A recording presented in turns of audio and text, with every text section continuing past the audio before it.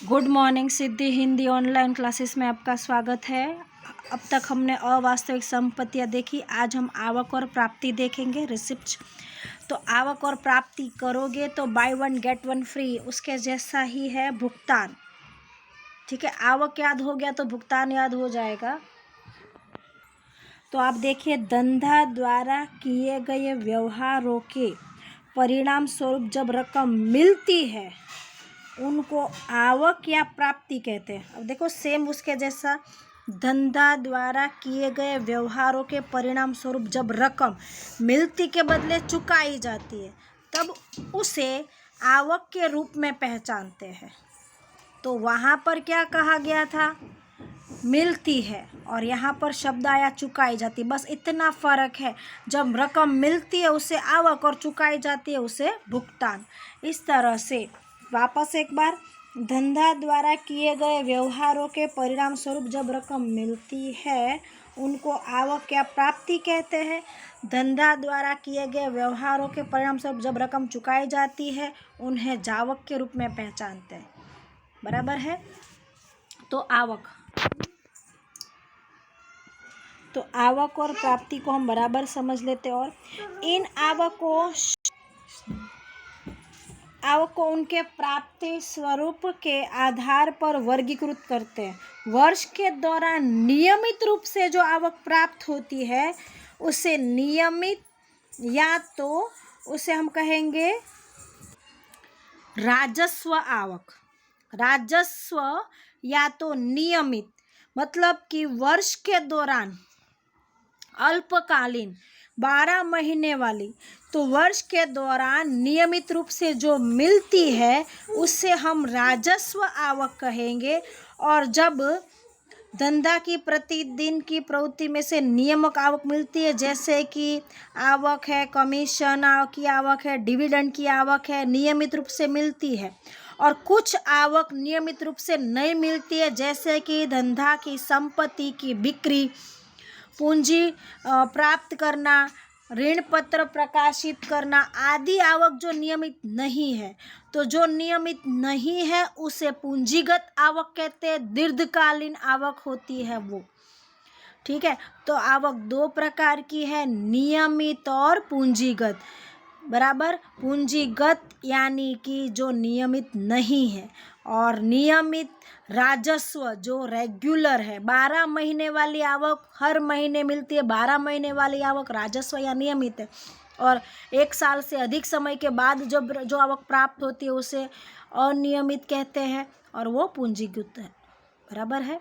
फिर से यहाँ पर उसको और विस्तृत में देखो, लिखा हुआ है, पूंजीगत आवक जो नियमित नहीं है और दीर्घकालीन है।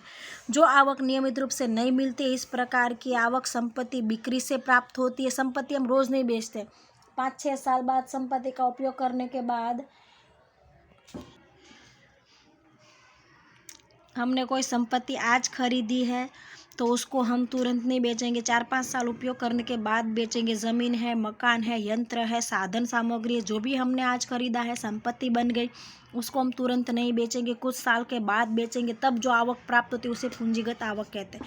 लेकिन जैसे कि हमने कोई घर भाड़े पे दिया है, या कुछ कमीशन है या बट्टा है, वो रेगुलर हमें मिलता रहता है। भाड़ा है, किराया, फिर वेतन, हम नौकरी करते हैं, वेतन रेगुलर प्राप्त होता है। उसके बाद बिजली का बिल रेगुलर प्राप्त होता रहता है। तो इस तरह से जो आवक रेगुलर प्राप्त होती है उससे हम यहाँ पर राजस्व के नाम से जानेंगे, और जो रेगुलर नहीं है उसे पूंजीगत। दीर्घकालीन आवक है वो पूंजीगत, अनियमित दीर्घकालीन उससे हम पूंजीगत कहेंगे। नियमित अल्पकालीन रेगुलर मिलती आवक उसे हम राजस्व कहेंगे। तो इस प्रकार की आवक बार बार खड़ी नहीं होती, अर्थात प्राप्त नहीं होती है, इस प्रकार की आवक को पूंजीगत आवक कहते हैं। इस प्रकार की आवक प्रवाह वर्ष के दौरान चालू रहता है।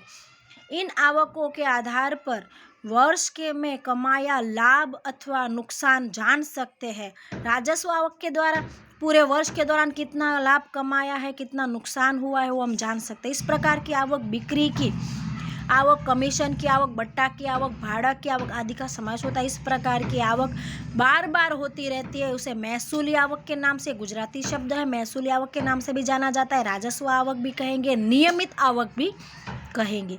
तो आवक हमने देखा, ये आवक का मुख्य स्रोत है। आवक दो प्रकार की है, पूंजीगत और राजस्व। ऐसा ही सेम भुगतान में है, पूंजीगत और राजस्व।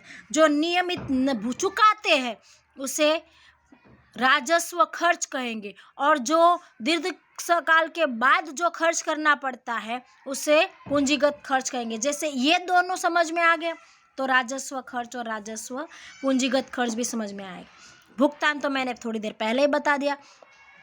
धंधा द्वारा किए गए व्यवहारों के परिणाम स्वरूप जो रकम चुकाई जाती है उसे जावक कहते हैं। मतलब कि हमने कुछ, जैसे हमने सेवा प्राप्त की है, बिजली कनेक्शन प्राप्त किया है, तो हमने सेवा प्राप्त की परिणाम स्वरूप तो हम रकम चुकाएंगे, बिजली का बिल, तो चुकाई जाने वाली रकम को जावक कहते हैं। इन खर्चों को उनके चुकाने के रूप में आधार के पर वर्गीकृत किया गया है। वर्ष के दौरान चुकाई जाने वाले खर्च को नियमित जावक, और वर्ष के दौरान जो नियमित न चुकाए जाने वाली आवक, दो प्रकार की आवक है, नियमित और अनियमित। उदाहरण, धंधा के भाड़ा के मकान में किया गया धंधा भाड़ा के मकान में किया जाता है और प्रति मास नियमित भाड़ा चुकाया जाता है। यह जावक नियमित प्रकार की है। पूरे वर्ष दौरान चुकाई जाती, मानो के धंधा के में यंत्र खरीदा जाता है, तो यह नियमित प्रकार का खर्च नहीं है। इस प्रकार खर्च को जावक के रूप में आवक की तरह भी दो विभागों में बांटा गया है, एक पूंजीगत खर्च और एक राजस्व खर्च। पूंजीगत खर्च, इस प्रकार का खर्च नियमित नहीं है। सामान्य रूप से संपत्ति की खरीदी, जब हम संपत्ति खरीदते हैं, मशीन खरीदा, यंत्र खरीदा, जमीन खरीदी, मकान खरीदा, तो हम पैसा चुकाते हैं, तो उसे पूंजीगत खर्च कहते हैं। यंत्र की खरीदी है, संपत्ति बार बार खरीदी जाती ही नहीं, इसलिए उसको पूंजीगत खर्च कहते हैं। और जब इस प्रकार के खर्चों का प्रवाह सतत रहता है, इस खर्चों के आधार पर लाभ हानि की गणना होती है। जैसे कि वेतन चुकाना, मजदूरी चुकाई, टेलीफोन बिल चुका, विज्ञापन खर्च है, डाकतार खर्च है, बिजली खर्च है, दलाली चुकाई, वैसे इन सब का समावेश होता है। उसे हम क्या कहेंगे? राजस्व। जो नियमित है वो राजस्व, जो अनियमित है वो पूंजीगत। प्रसारित भी इसी का एक भाग है, जिसको हम अगले चैप्टर में देखेंगे। खर्च, अब आवक और भुगतान उसी के जैसा है। खर्च से जिस खर्च और उपज एक कर लो, दूसरा हो जाएगा। जिस रकम का लाभ उसी हिसाबी वर्ष में मिलने वाला हो उसे खर्च कहते हैं। देखो यहाँ पर शब्द क्या है, जिस खर्च की रकम का लाभ आपको उसी वर्ष मिलेगा उसे क्या कहेंगे? खर्च। इसके अंदर इंक्लूड है, फिर भी इसको अलग नाम दिया गया है। देखो, आपने वेतन चुकाया, तो आपने वेतन पैसा चुकाया है, खर्च किया है, तो उसका लाभ आपको पूरे महीने में, उसी वर्ष में मिल जाएगा। एक महीने में तो सामने वाला काम करेगा, बदले में आप पैसा चुकाओगे, उसे कहेंगे खर्च। तो इसी पूंजीगत राजस्व खर्च में ही खर्च आ जाता है ना। देखो यहाँ पर टेलीफोन और ये वेतन मजदूरी ये भी आ गया, इसमें भी वही है, वेतन और मजदूरी।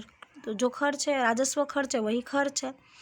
तो रकम का लाभ उसी वर्ष में मिलता हो, तब जब खर्च की गई रकम का लाभ उसी वर्ष में मिलता हो तो उसे खर्च कहते हैं। 12 महीने का होता है।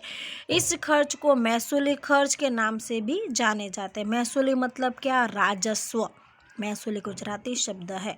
वेतन खर्च, मजदूरी खर्च, दलाली खर्च, कमीशन खर्च, डाकतार खर्च, स्टेशनरी छपाई खर्च, घिसाई खर्च आदि। उपज, माल या सेवा का ग्राहक को क्रमशः बिक्री किया जाए तब दिए जाए तब धंधा को उपज हुई ऐसा माना जाएगा। जब माल और वस्तु ग्राहक को बेची जाए तब जो रकम प्राप्त होती है उसे हम क्या कहेंगे? उपज।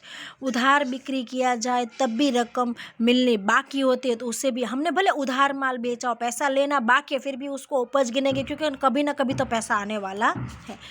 बराबर। ये था उपज और खर्च। अब हम देखेंगे अन्य आवक ब्याज है, भाड़ा कमीशन है, डिविडेंड है, वर्ष में मिला हो या मिलना बाकी हो, उसे भी हम उपज के रूप में शामिल करेंगे। नफ़ा किसे कहेंगे? तो अब देखो यहाँ पर है राजस्व आवक, पूंजीगत नहीं, राजस्व आवक, और ये है राजस्व खर्च। ठीक है, तो व्यवसाय में आवक ज़्यादा हो और खर्च कम हो तब हमें क्या होता है? नफा, लाभ।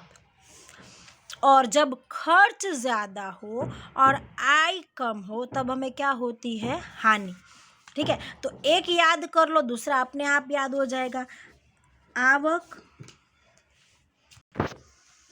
यहाँ पर हम देखेंगे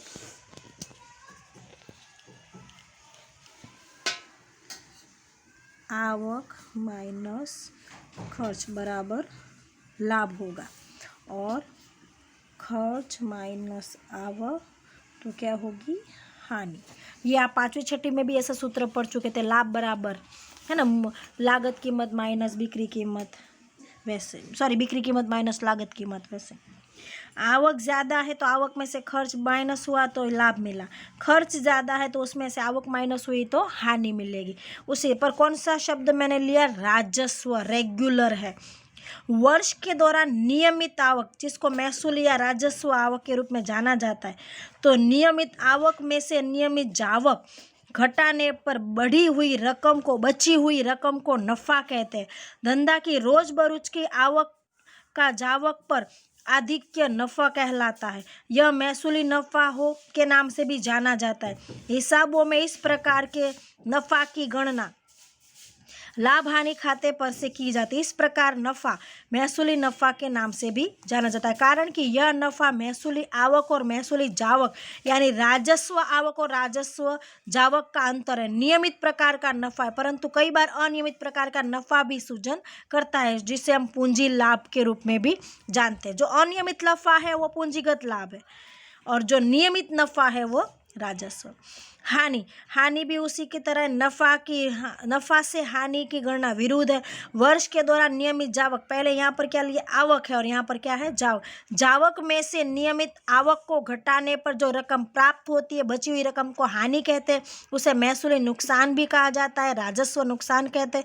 व्यवहार के नुकसान के शब्द को हानि के रूप में भी जाना जाता है। नुकसान अन्य प्रकार का में कोई भी प्रकार की प्रवृत्ति किए बिना भी नुकसान उद्भव होता है, उसका भी हिसाबी बही में लेखा किया जाता। उदाहरण, आग लगने से माल जला तो ना खरीदी की ना बिक्री की, लेकिन आग लग गई तो किसी भी प्रकार की प्रवृत्ति नहीं हुई है, फिर भी नुकसान हुआ है तो भी उसकी गणना की जाती है। माल की खरीदी 5,000 की तो नुकसान 5,000 का है, ऐसा माना जाएगा। माल चोरी हो गया, रास्ते में दुर्घटना में नुकसान, नष्ट हो गया, बारिश में भीग गया, इन सभी को नुकसान के रूप में जाना जाता है। किसी भी संपत्ति की दुर्घटना हो तो इस बनाव को नुकसान के रूप में जाना जाता है। लाभ, नफा और लाभ समानार्थी शब्द है, तो जो नफा है वही लाभ है। ठीक है, हम 28 तक पारिभाषिक शब्द हमारे हो गए, यहाँ तक आज हम बाकी रखते, अगला देखेंगे कल।